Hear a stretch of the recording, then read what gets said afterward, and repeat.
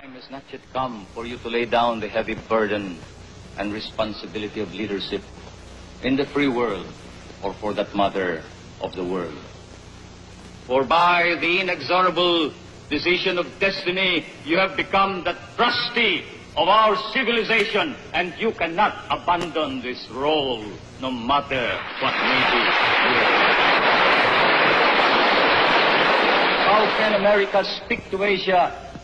I would say, America, speak from the depths of your own heart. Speak in the language of Jefferson. Speak with the wisdom of a Lincoln. Speak with the compassion of Roosevelt, with the vision of Kennedy, and the ringing challenge of President Johnson, when he said, "The peace that I seek is not a peace that means the absence of armed hostilities. For where men hunger and hate, there can be no peace. The peace I seek is a peace of conciliation, a conciliation of the communist states with their non-communist neighbors, between the rich nations and the poor, between the great and the small. This is the peace I seek. Can it come about? In all my heart, I think it can. We have far to go. We have far to journey." Addressed in these accents, America, Asia will listen to you. And confronted with these challenges, Asia will respond.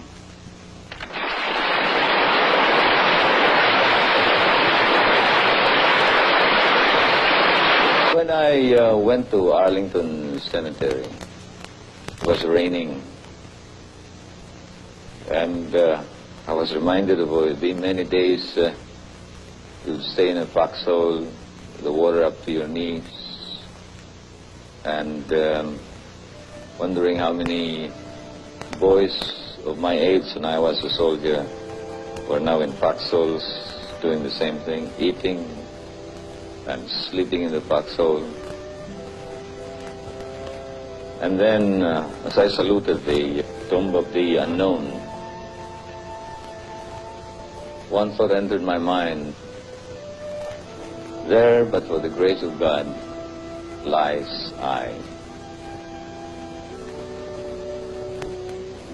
When I went to the U.S. Congress, I kept telling myself, these are hard-headed politicians.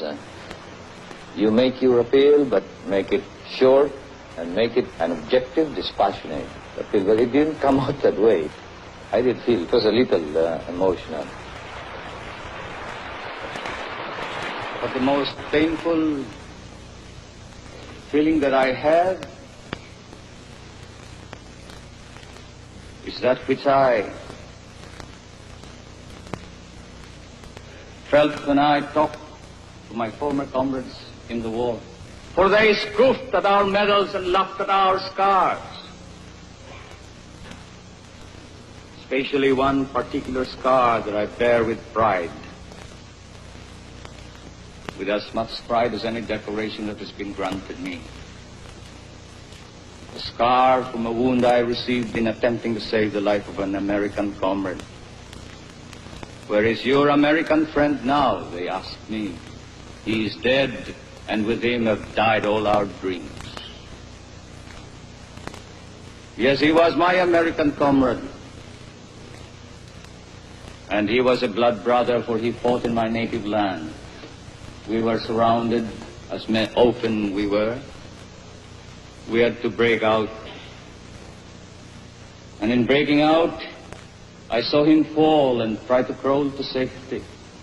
I returned to him only to fall beside him, the blood of Filipino and American commingling in Philippine soil. As I cradled him in my arms towards the foxhole, he said, "I die, but go tell them back home, you who will live, tell them that I die with only one regret, and that is that America has failed us. And the Filipino that I was, as if I could retrieve him with my words from the hands of death, answered him with confidence. As I said, no, America does not forget, and America will not fail. Many years have passed since then, and time should have muted the tone of confidence, and the tyranny of circumstance should have eroded this memory. But today, I still say, as I have said to my people, no, America is just. America does not forget. America will not fail us. Thank you.